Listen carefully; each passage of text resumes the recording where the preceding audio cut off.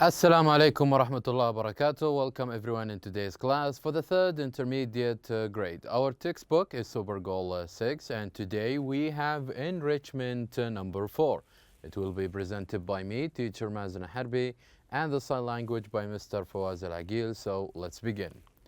What we are going to review today, we're going to review Unit 6 that is called Culture Shock, which you can find it from pages 58 until 67. So if you remember, the first part that, or the first thing that we have learned in this unit was this phrase or this proverb, which is when in Rome, do as the Romans do. And what do you mean by this? It means that when you visiting a new place, when you're visiting a new country, you should try to act as the local people do. And also we have read a couple of examples based on this phrase. For example, in England, saying please and thank you and excuse me shows that you're imitating exactly what the local people do. And also, if you run accidentally to someone, it's better to say sorry. And also, when you stand in line, you have the phrase like queue up. So in each of these different traditions and different customs of each country, we also made a couple of questions like this. What do people in England usually do when they wait at a bus stop? So when they wait at the bus stop, they stand in line or they queue up. Also, one of the other country that we have read about, a group of countries actually, which is the Mediterranean countries, that we usually such as Italy, Greece, and Spain, that they don't go for a meal before 9 p.m. And restaurants mostly are open past midnight. And also it's coming in these countries that they have an afternoon break. So what are some of the Mediterranean countries? As we said, Italy, Greece, and Spain. And what do people usually do there in the afternoon? They usually take a break. Also, in the quick check question, we did answer a couple of questions about the first page, and we said that let's write down 4 sentences in the article that uses expressions of advice and recommendations. And we should start these recommendations in this phrase. It is good idea to. For example, it is good idea to say sorry when you bump into someone in England. And it's good idea to take a break when you are in the Mediterranean countries, and so on. So this is how can you present and how can you introduce a recommendation or an advice to someone. To use this phrase, it is good idea too. After this, we answer a true-false questions about the statements or the sentences that we have read about the places before. After this, with the pair work, we ask you to ask and answer about customs in different countries using the information that we found on the same page. And not only this, but also trying to give advice to travelers to different countries and giving advice by using the phrase that we have learned, which is, it is good idea too. So, after this, we went to the grammar rule where we talked about the verb plus infinitive. And we said that the infinitive form can follow certain verbs, including what we can see here, which is afford, manage, offer, choose, decide, promise, refuse, expect, and forget, remember, try, hope, and learn. And for example, when we say we didn't expect to arrive, and we said that this is the infinitive, to plus a verb, to arrive. And the other sentence, they managed to get an earlier flight. And the airline refused to pay for our hotel. I didn't remember to bring my toothbrush. So this is, these are some of the verbs that after this verb we can use the infinitive, as we can see here in red.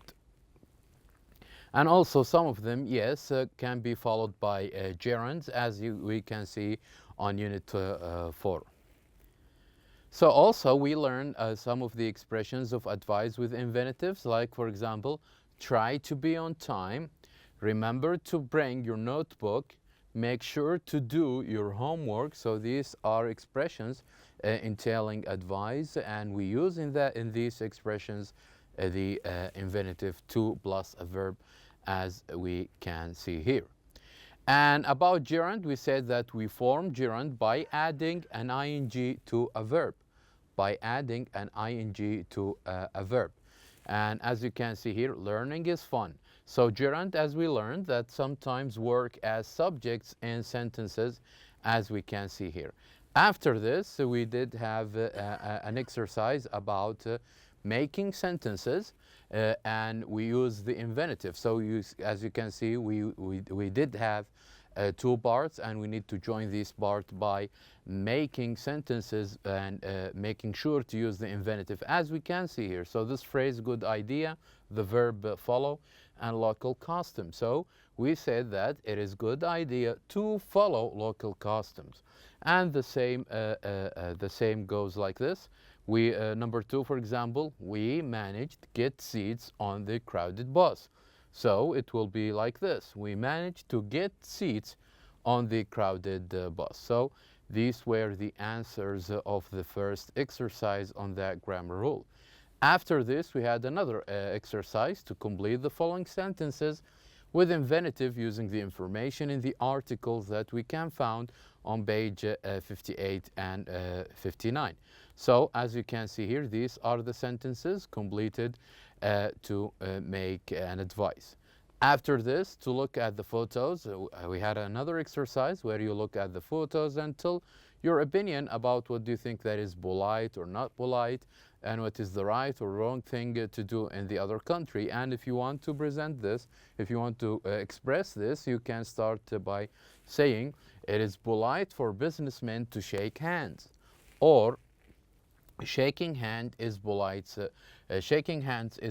in my country. So this is how can you introduce for new travelers maybe about what is allowed or what is right or wrong in your own country.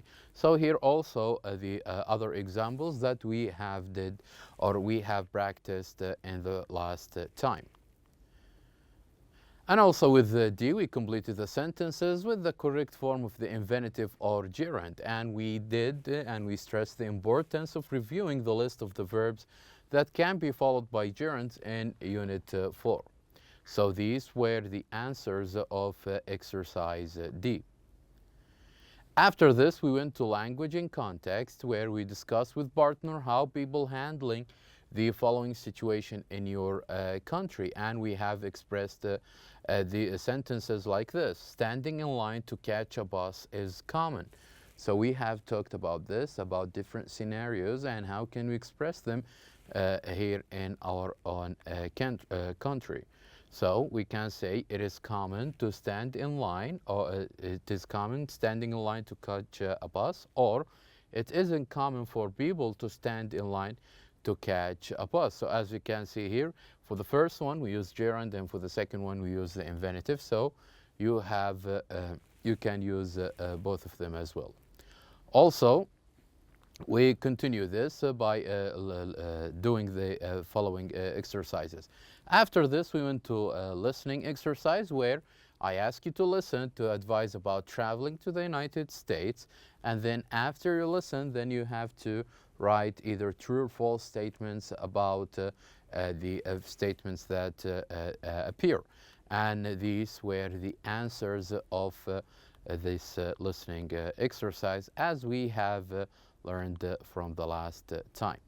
After this, we went straight to the pronunciation, where I ask you to listen how to is reduced and pronounced quickly, then practice. You see that sometimes when I pronounce the infinitive verb, sometimes I stress to, not because this is how we pronounce it, but just to stress its importance. But for real life, in everyday and daily speech, when we speak English, usually people won't notice that the verb to. For example, it is polite to shake hands. It is impolite to stare at someone. It is advisable to study the customs, and it is common to exchange business cards. So After this, we went to the conversation. And the first thing, or before we went to the conversation, we had a couple of questions about you questions. For example, what are the do's and don'ts, and do you know about for different countries? And what are some of the cultural differences that you know about? So here we talked about some of the cultural differences and what is allowed or not allowed in these countries. And also, are there any different customs in different parts of your countries? And we have learned that usually one country has their own customs and traditions, but maybe for even larger countries, they have more than one customs and more than a tradition based on the region. And number three, I ask you if you ever lived or traveled abroad, and if you did have any difficulty in adjusting, in adapting to that new country or new life. And number four, have you ever had a problem because of cultural differences? And if it's your own experience or the experience of someone you know, when he went to a different place or different country and he faces some cultural differences, then you can express it, you can explain it. And after this, what are the common gestures in your culture and what do they mean? The gestures, the moves, the symbols that you have in your own culture and what each one of them means. So here these were a couple of questions that we discussed just to emphasize the importance of the cultural differences that we can see among countries. After this, we listened to a conversation between Will and Edgar, and it was a conversation about Edgar who went to China, and Will is asking him to know more about China and know more about Edgar and how did he adjust to life in there. So we have read many cultural differences in terms of food, and in terms of transportation, language, and also not only this, but also we have read a couple of expressions like to be honest, and we said that to be honest usually when you want to introduce something, and also I got the hang of it, it means that I understand it. And also, no kidding, it means that when you are surprised of hearing something and you are in shock, then we use this expression, no kidding. So these were some of the expressions that we have read. And also, to make it more interesting, we ask you to role play the conversation like the one above, but using different countries, and you can express surprise at some of the things mentioned. So we said that you can choose a friend of yours and make him choose a country and read about it. So just to make a similar conversation to the one we have read between Will and Edgar. After this, we went to the reading lesson, and in this reading lesson, we did read about what kind of problems that people usually have adapting to a different culture, and we have discussed some of the problems, some of the issues that usually people may face when they travel to a different country. And after this, inside the reading text, we have learned some new phases of adapting. For example, we have learned about the adjustment phase and the emptiness or rejection phase and the conformist phase and the assimilation phase or complete adjustment and the reverse cultural shock. So we have discussed all of these types of adapting or adapting to when you travel to a new country, and we have explained them, and even we have mentioned some of the examples about each one of these phases. So after this, we did answer a couple of questions and after reading, and then we went straight to the discussion questions where I ask you, or we discussed together, to think of, I ask you to think of this question, which is, have you ever lived for a period of time in another country? And if you do, what was your experience like? And if you did get any culture shock or reverse culture shock. And we said that sometimes this term could be tricky. Culture shock when you visit a new country, and reverse culture shock when you go back to your own country, but you you need more time to adapt to your own country because of the long time you stayed at different countries. And also, we talked about what kind of experiences culture shock people usually have when they visit another country. And also, as a project, I ask you to think of an advice to give to travelers who wants to come to your country. Just make a list. What are the things that are allowed and not allowed when they want to come to your country? After this, we went to the writing exercise where we read, or writing lesson, where we read different quotes about culture and travel in general, and we discuss each one of them and what does each one of them mean. After this, in the writing corner, we learned that we use the verb to be, used to, plus gerund or noun. It means that, which means that this is something to be familiar with. Like, for example, when we said, I am not used to eating with chopsticks. So here, just to express that I am not familiar with eating with chopsticks. And also another example, I am used to getting up early. So here we use used to plus gerund, and this is just to express that I am familiar, I am already doing these things, but we use it in the form of used to plus gerund. The second part we have learned, which is when we use used to plus gerund, but for another thing, which is to become familiar with something. For example, when you travel to different countries and you stayed there for long, and now you're getting used to the customs or the local customs, the local culture of that place. So this is the second or the other function for used to plus gerund. And also the third one, when you use used to plus infinitive, just for an action to refer to an action that's happened in the past but doesn't happen now. For example, we used to walk to school. We didn't use to take the bus. So here, this is when we use used to plus infinitive, just to indicate that this action happening has happened a lot of times in the past, but now it didn't. So, and here other example, I used to go to bed late, but now I go to bed early. And after this, in exercise C, I ask you to imagine that you are staying in a foreign country, and so write an email to a friend about the cultural differences you have experienced. And before you write, you may want to research the local habits, the customs, the gestures, and the cuisine, weather, etc. So I ask you to imagine yourself, you're going to a different country. Just write the things that you can find different than your own country. So make sure you start we said that make sure you start your email or with your writing by greeting, and then you introduce the main ideas and also the closing words like see you soon, write back to me, and then sign it by your name. So after this, we went to the last part or the last lesson of this unit, which is form, meaning, and function, where we use past perfect. We said that we use the past perfect tense, which is had plus past participle, just to indicate that an action has happened before another action happened in the past. And just to do this, we had some expressions that help us in such sentences. Expressions like after, already, before, by the time.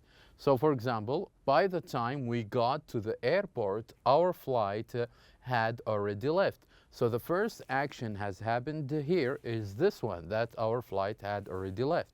And since this is the first action, in this case, we use the past perfect, as you can see, which is had plus the past participle. And with the other part of the sentence, we use only simple past. And also we have showed a lot of examples similar to this. And here as well a similar example. And just to remind you that, of course, the contraction that we can see here in had, we can see it or we can use it in all of the subject pronouns, as you can see in this little box.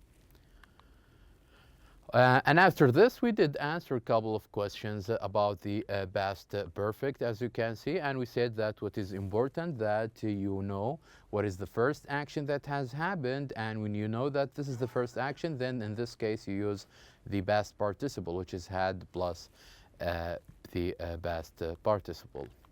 So these are also other examples of the same exercise, exercise A. Also, another exercise where I ask you to complete the text with the correct past tense of these verbs. So, for example, had always wanted to visit China. So here are the answers of this exercise. So we complete this exercise, we learn the differences between the past tense and also the past perfect. So now we have reached the end of our lesson. Thank you very much for watching.